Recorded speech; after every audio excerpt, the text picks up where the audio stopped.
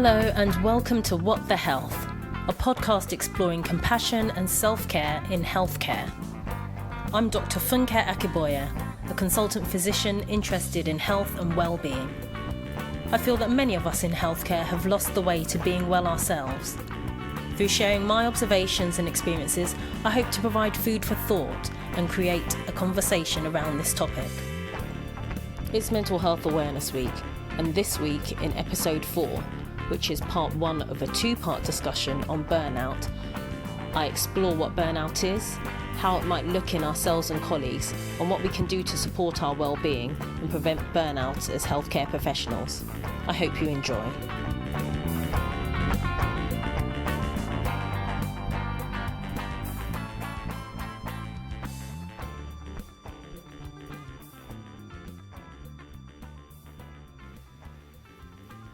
Brightly burning out. The World Health Organization defined burnout as a syndrome characterized by feelings of energy depletion or exhaustion, increased mental distance from one's job or feelings of negativism or cynicism related to one's job, and reduced professional efficiency. This catchy definition, specific to the occupational context, separates it from depression in the ICD-11 criteria.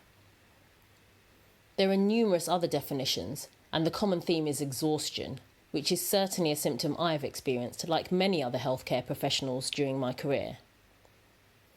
With up to 80.5% of physicians reported to experience burnout, we should upskill ourselves in identifying it in ourselves and our colleagues. The trouble is, it can look very different in different people. 3 types of burnout have been proposed. 1. Wear out, where someone gives up having had too much stress and too little reward. Imagine a hamster on the wheel who runs for a little while then just gets off. 2. Classic or frenetic burnout, where someone works harder and harder trying to resolve the stressful situation or seeks suitable reward for their work. This would be the hamster I would be, running on the wheel with additional ankle weight, fast enough to make the mechanism hot, but clearly going nowhere. 3. Under-challenged burnout, where someone has low stress, but the work is unrewarding. This hamster is just watching the wheel. Running on it doesn't make any difference anyway. Burnout is also known as overachiever syndrome, and this is rewarded in society and expected in the NHS. So burnout is more likely to be perpetuated than colleagues and called out and treated with the much needed rest and support that it requires. Burnout can also be an insidious process with subtle signs and symptoms initially. Identifying early red flags can help address the stresses before we burn out. Exhaustion alone can be missed when you're surrounded by other healthcare professionals who normalise it. However, recognising myself in the complaints of patients referred as tired all the time has alerted me to this symptom. So, for busy professionals who don't have time or might fall asleep during the Epworth score for sleep apnea, there is now the Akiboye exhaustion score. It has only one question. Over the past fortnight, how many times have you fallen asleep, then had to put yourself to bed after waking at 4 a.m? A score of 5 nights or more strongly indicates exhaustion.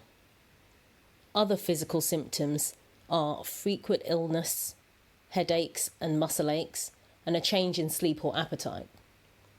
I think anyone who knows me would recognise a change in my eating habits as a near-terminal situation. Behavioural signs may be taking frustrations out on others or isolating behaviour, neither of which engender help from colleagues. Also skipping work or coming in late and leaving early, or withdrawing from responsibilities and taking longer to get things done.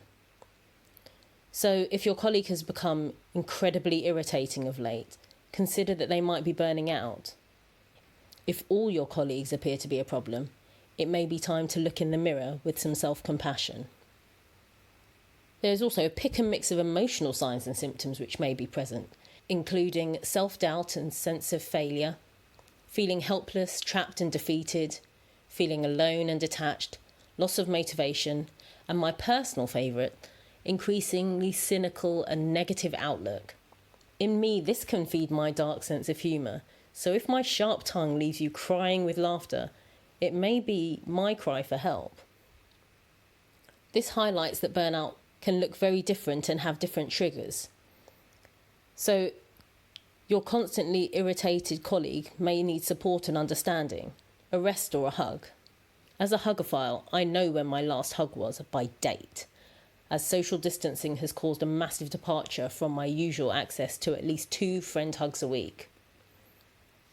I've also realised that a local cat that I have been petting in the park is probably the highest risk of COVID that I'm exposed to, as she gets hugs from any stranger. Working in the caring profession is a risk factor from burnout, as is saying no, which is one of my challenges. And this is even before the narrative for NHS staff as heroes applies further pressure to these points. So what actions can we take to deal with burnout? The 3R approach involves recognising, looking out for symptoms and signs in yourself and others, reversing, undoing the damage by managing stress and seeking support, and resilience, taking care of your physical and emotional health to build resilience to stress. After a winter sun family holiday, I decided to create an emergency resilience box this year. I was in a good place emotionally, which meant I had some resources in reserve and was less prickly, so able to ask friends to help a potentially struggling future self. This box is a physical manifestation of the 5 pillars of well-being. Because for me, without a reminder to literally trip over, I emerge from tough times and then remember all the things I could have done to help myself. I've illustrated these pillars with wisdom from the poet, singer and civil rights activist Maya Angelou. 1. Connection. In Maya's words, we spend hours fearing the inevitable. We would be wise to use that time adoring our families, cherishing our friends and living our lives. For my box, I made a list of near and dear friends who have a proven track record of reliability and sent the following message. Dear friend, I'm creating a survival pack for emergencies, which so far has a furry blanket and other supportive items in. I'm working on the friends list and thought of you. What sort of emergency could I call on you for? / what is your friend's superpower? The first reply came from a dear friend abroad. You can call on me for life coaching, relationship advice, art historical knowledge, Disney trivia, and reminiscences about the 90s. 2. Be active. Maya's wisdom simply says, life loves the liver of it. When life becomes difficult, I'm reminded to move by my yoga mat, which lives next to my box, and I have a trusted yogi with videos as short as 6 minutes. 3. Give. Maya says, I've learnt you shouldn't go through life with the catcher's mitt on both hands. You need to be able to throw something back. Particularly at work, small acts of kindness can have a huge impact, as I've discussed in episode 3. It's uncommon and uplifting to be thanked for doing any small aspect of your job well. Some days I manage this, but more often my giving is edible. 4. Take notice. Maya says, I want all my senses engaged. Let me absorb all the world's variety and uniqueness. I try to take time to meditate each morning, but this can fall by the wayside in difficult times. Mindfulness is a practice that involves being present and noticing, which can rewire the brain positively if practiced regularly. I touch on this in episode 1, and how it has been absent from my usual working day. So how do you sit in the moment and notice things around you when these are the uncomfortable feelings you would like to avoid? Well, my box has its faux fur blanket. It also has scented candles and a range of mood-modifying playlists for me to cocoon myself in and focus on a non-digital sensory experience. Any normal experience like brushing teeth can be practiced mindfully by taking notice. I can't guarantee the chocolate in my box will be eaten this way when the need arises, though. 5. Keep learning. In Maya's words, I've learnt that I still have a lot to learn. This is about learning a new skill or revisiting an old hobby. This is not in my box because it's in my nature. My box lives in a music room, which is a fancy way of saying the room where my guitar lives. It's a visual prompt to have a play. There has never been a better time to put these pillars of well-being into practice. For healthcare professionals, we don't need to be heroes and risk burnout in ourselves. In Maya's words, never make someone a priority when all you are to them is an option. And for those who can notice the signs and symptoms of burnout in a colleague, Maya also has wisdom. Be the rainbow in someone else's cloud. Thank you for listening to What the Health. I would love to hear from you. What would be in your emergency resilience box?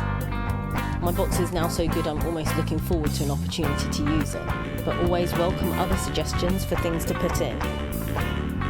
Please reply in the comment box below or on one of the other platforms that the podcast is now available, such as Anchor, Spotify, or Google Podcasts. Please share this episode with someone you think might benefit from hearing it. There are also some resources in the link in the description box below. Until next time, take care of yourself.